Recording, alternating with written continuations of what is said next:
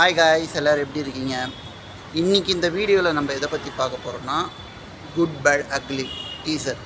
என்னடா டீசர் வந்து இத்தனை நாள் ஆகுது, இப்போது வீடியோ பண்ணுறீங்கன்னு நீங்கள் கேட்குறது எனக்கு புரியுது. என்னுடைய பர்சனல் ஒர்க், நான் வீடியோ பார்த்தே ஒரு 10 நாளைக்கு மேலே இருக்கும் இல்லையா? ஸோ அதனால தான் இந்த வீடியோ பண்ணுறேன். நடுவில் சீமானை பற்றி அந்த HNI சீமானை பற்றி ஒரு வீடியோ போட்டிருந்தேன். ஆனால் அது கோவத்தில் கொஞ்சம் வார்த்தை எல்லை மீறி போகுது. சீமானை பற்றியில் மற்ற தலைவர்களை பற்றி எல்லை மீறி போகிறதுனால நான் எனக்கு பிரச்சனை ஆகக்கூடாது இல்லையா? அதனால் அந்த வீடியோவை நான் டெலீட் பண்ணிட்டேன், சாரி.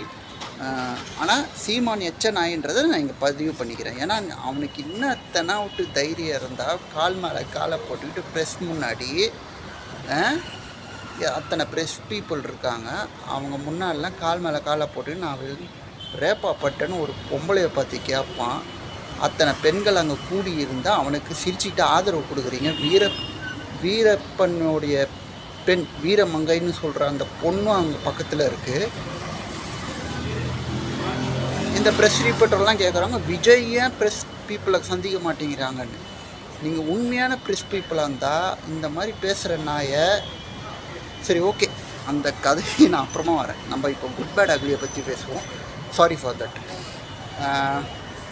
குட் பேட் அக்லி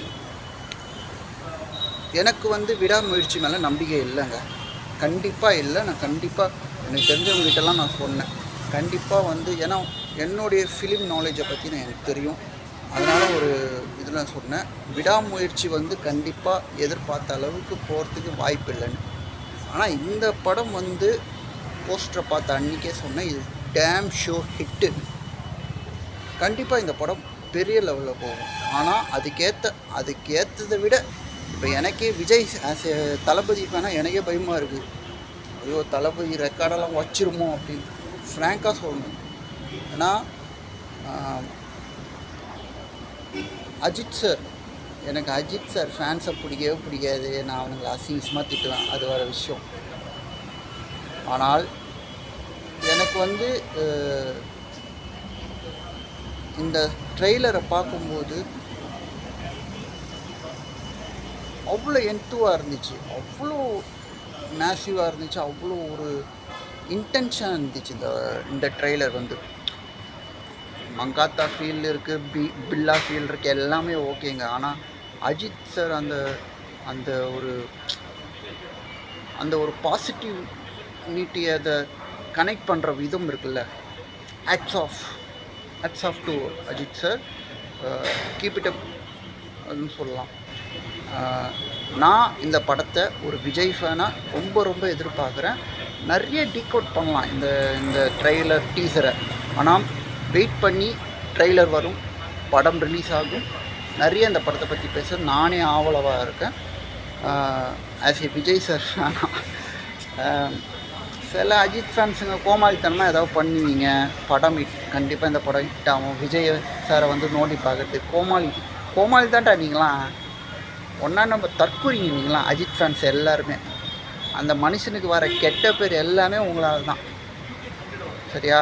நான் அமராவதி பார்த்துருக்கேன், அமர்கலம், காதல் மன்னன், ஆசை, வாலி, சிட்டிசன், அப்புறம் அந்த மங்காத்தா, வீரம், அப்புறம் வேதாளம், இப்போது லாஸ்ட்டாக பில்லா. இதெல்லாம் எனக்கு ரொம்ப பிடிச்ச படங்கள். நான் ரசித்து பார்த்த படம் வாலி. வாட் ஏ ஆக்டர் அந்த படத்தில் சொல்லலாம். ஆனால் அஜித் சார் மேலே எனக்கு வர வெறுப்பு, கோபம்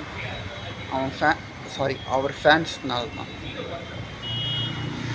இன்னைய வரைக்கும் அஜித் சார் ஃபேன்ஸுங்க என்னை பொறுத்த வரைக்கும் தற்கூறிங்க. ஒன்றா நம்பர்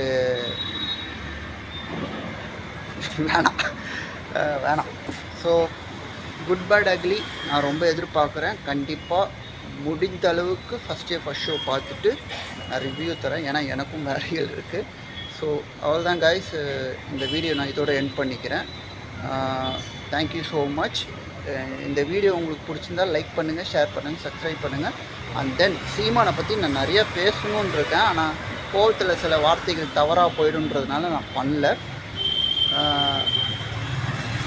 அதை பற்றி தனியாக பேசுகிறேன் நான். ஓகேவா? Thank you so much. Thank you so much.